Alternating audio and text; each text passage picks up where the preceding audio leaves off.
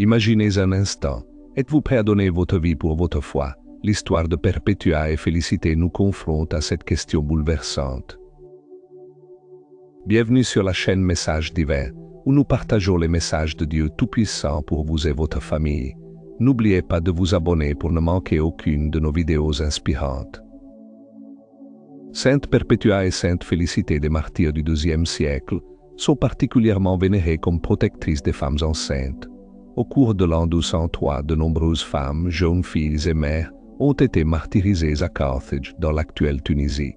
Perpétua, âgée d'environ 22 ans, était issue d'une famille noble et riche, son père étant le seul membre païen.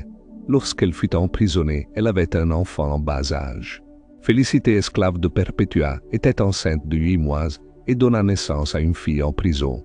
Leur arrestation fut motivée par un décret de l'empereur romain Lucius Septimius Severus, condamnant à mort quiconque se déclarait chrétien.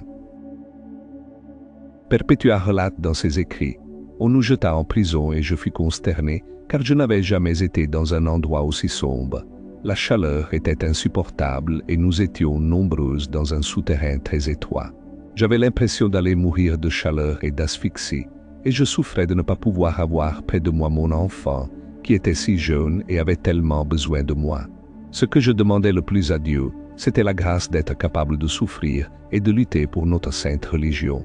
C'est également en prison que ses compagnes officialisèrent leur appartenance à Dieu par le baptême. Perpétua tenait un journal où elle consignait les atrocités qu'elle vivait, soulignant son courage et son amour pour le Christ. Ce journal est considéré comme l'un des plus anciens textes chrétiens, connu sous le nom de la Passion de Sainte Perpétua et Sainte Félicité.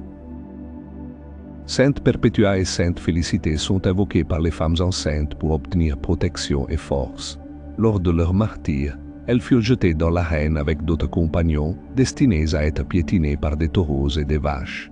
Perpétua fut la première à être attaquée. Félicité l'aida à se relever, se soutenant mutuellement et manifestant le courage propre aux martyrs. Perpétua encouragea le groupe avec ces mots: « Tenez bon dans la foi et aimez-vous les uns les autres. Ne laissez pas le martyre être un obstacle pour vous. » Félicité fut la première à être décapitée. Le soldat chargé d'exécuter Perpétua rata son cou, ce qui lui fit pousser un cri de douleur, mais elle indiqua de sa main à son bourreau l'endroit où il devait frapper. Voici une prière inspirée par leur exemple. Dieu Tout-Puissant, qui avait donné aux martyrs Sainte Perpétua et Sainte Félicité la grâce de souffrir pour le Christ, aidez aussi notre faiblesse, afin que nous puissions vivre fermement dans notre foi, comme elles n'ont pas hésité à mourir par amour pour vous. Par notre Seigneur Jésus-Christ, votre Fils, dans l'unité du Saint-Esprit.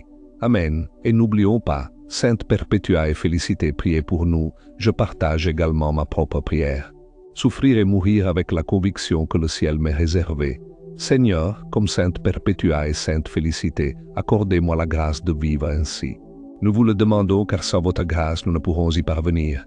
Assistez-nous, Sainte Perpétua et Félicité, priez pour nous. L'histoire de Perpétua et Félicité nous rappelle la force de la foi face à l'adversité. Partagez vos réflexions dans les commentaires et dites-nous quelles autres histoires de saints vous aimeriez découvrir. Merci d'avoir regardé et que Dieu vous bénisse. Au revoir.